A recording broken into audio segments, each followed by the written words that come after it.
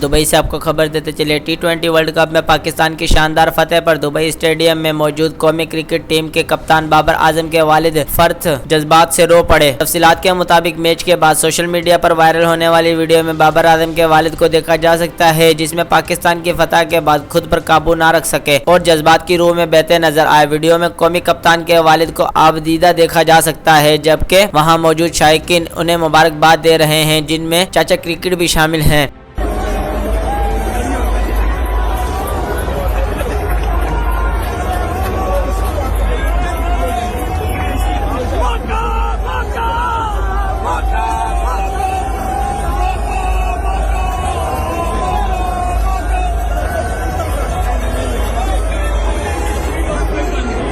बाबर आजम के फादर हैं जो खुशी से रो रहे हैं। ये दूसरा भाई है उनका छोटा।